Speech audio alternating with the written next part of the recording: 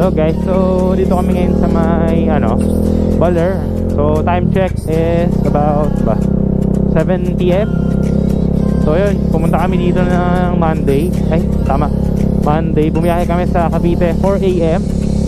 Tapos nakarating kami dito ng mga 12 PM, 12 noon. Sa expressway kami dumaan, yun. Tapos ngayon, malis kami dito 7 PM sa Baler. Yun. Tapos ngayon pupunta tayo ng Bacoor. Yan. So yun, ride safe sa ating lahat. Night ride ng KTM Northside guys.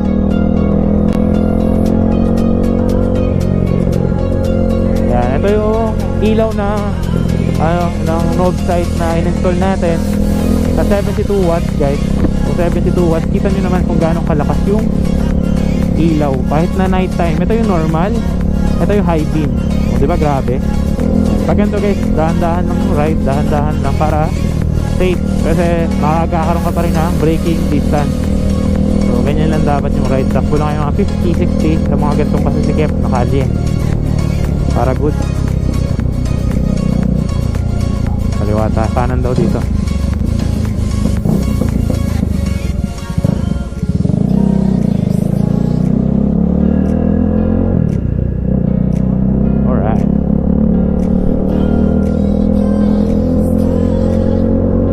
Pakinggan nyo yung pipe natin, napakaganda ng tunog guys. Kung mapapansin nyo yung pipe, ayun, smooth na smooth yung tunog, diba? Kaya kuha na kayo kay Mike Echo sa kanyang Shopee shop, mga KTM dyan, ng mid-link with resonator. Yan, magiging basi yung tunog ng motor nyo. Kaliwa daw dito, kaliwa. So may dadaan na kami mga zigzag mamaya.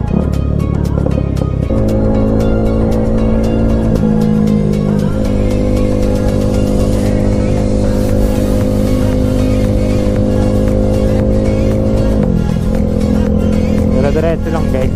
Medyo malayo to, mga 5 hours time biyahe. So yun, relax rides lang.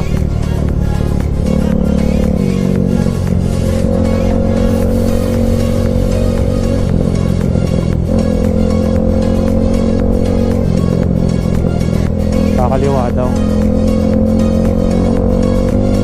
Ganda ng kalye dito guys.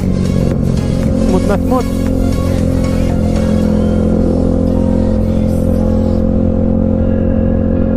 Hindi kami nakapag-video papunta dito dahil malakas yung ulan nung pumunta kami dito. Ulan. Ngayon okay na. Goods na.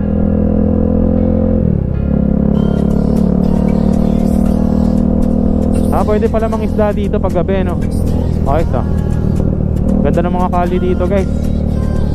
Takbon silak lang tayo para safe. EFA. Pag ganito guys, mga hindi mo kita yung dulo, gamit lang kayo ng mga ganyan speed lang para in case of emergency makapag-brake ka pa din, or may mga baka may daan ng mga lubak, diba? Maiwasan mo. O ito yung safe speed. Ganito oras kami bumiyahe para walang traffic guys.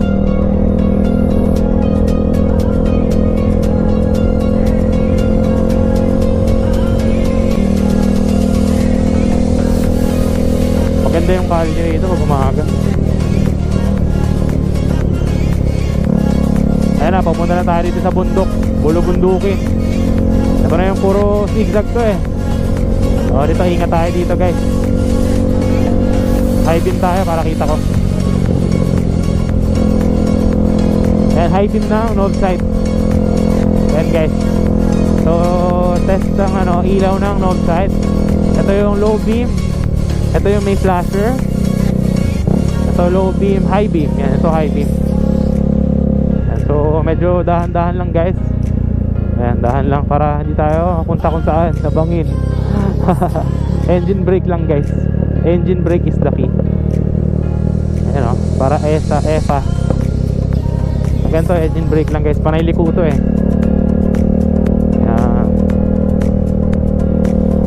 parang mas safe tong low beam pagka ganito. Bagalan lang natin guys. Hindi ko makita yung mga kalsada buti na lang nakapagpalit na tayo ng bagong ilaw. Alright. makita na natin. Dahan lang. Accident prone area. Okay, dahan lang. Alright. Mga sharp curve. Pagka hindi mo kabisado rin yung daan. Ayan, pagka mga ganito, yun pagka mabilis ka dyan, pwede ka dumiretso sa bulubundukin. Kaya pagka ganito guys, dahan-dahan lang. Dami rin mga nakatira dito, no? Ano pa to, 80 kilometers na gantong kahaba. Ayan. Banking sa gabi.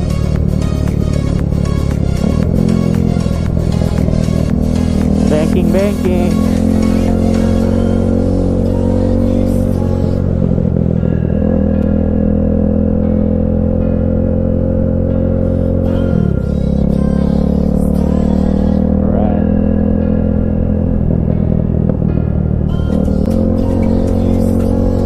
Parang Marilaki, no? Parang Marilaki to guys. 1 hour and a half to na ganitong puro likuan.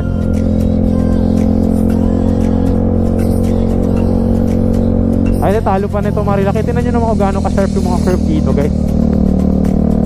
Mga solid yung likuan dito sa Baler Aurora.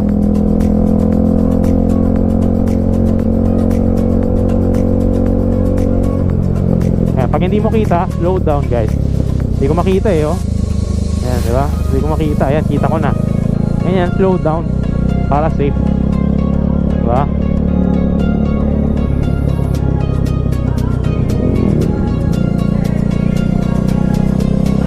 Alright.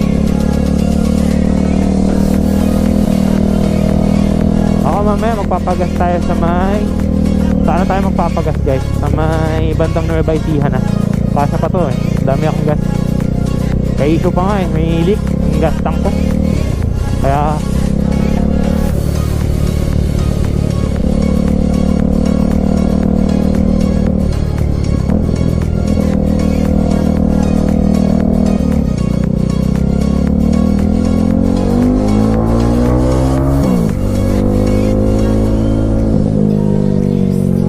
yun yung safe overtake. Buti huminto yung truck. Para hindi na tayo masyadong doon.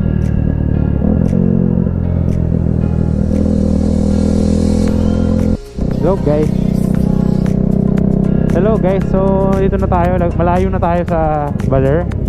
So ito guys, parang malupit to, bituang manok. Pero dito sa Aurora, grabe, tinan nyo guys yung kalye. Grabe yung mga likuan dito. Hindi ko kabisado kaya huwag tayo babanking. Kaya na tinan nyo guys, pag namali ka, diretso ka sa bangin.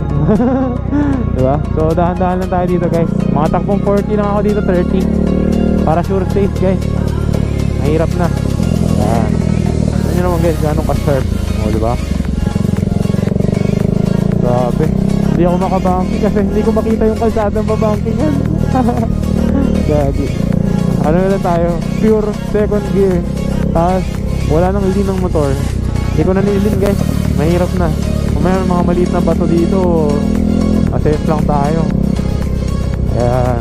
So fast lang. Takbong safe. Ayan lang. Ayun, pag nabangga ako dito guys, may kaparagyan ka talaga. Ayan. Lakas ng ilaw ko guys. So bili na kayo ng knob sight. Ayan nyo naman kung ganong kalakas mo. Diba? Solid. Yan yung with yan yung with pangalan nun? With flasher. Diba? Ang sharp, diba? Hindi ko nalilin kasi may back ride tayo. Mahirap. Baka hindi natin mabalance. Yan. Mag engine brake na lang tayo. Tapos tayo lang yung motor, wala nang higa. Ang cute naman ng truck na yun, daming ilaw. Yan. Tayo ko na rin mag-off light. Okay na ako sa ganito. Yan, takbong safe.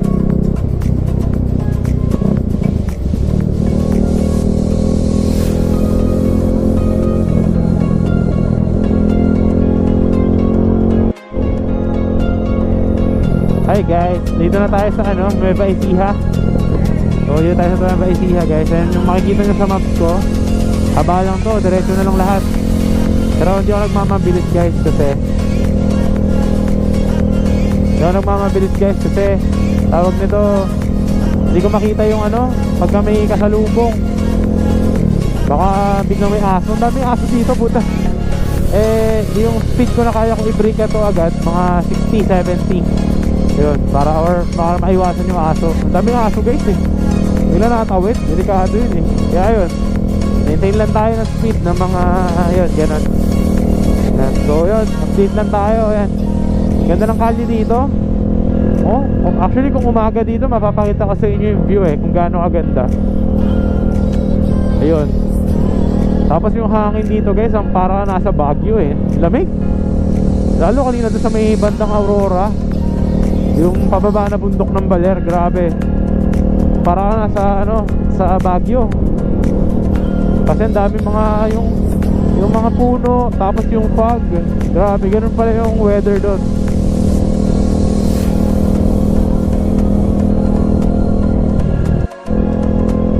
Guys, nandito na tayo sa may ano,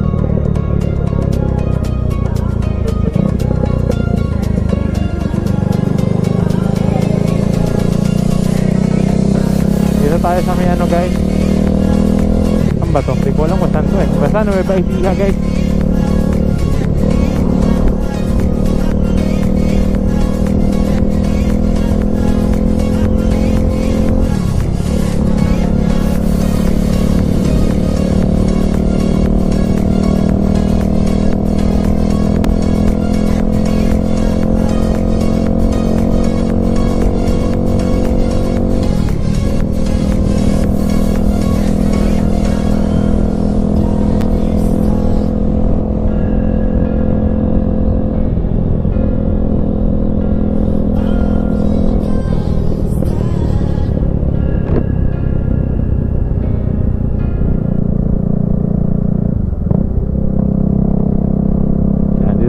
Ang luwag ng kalye dito, grabe.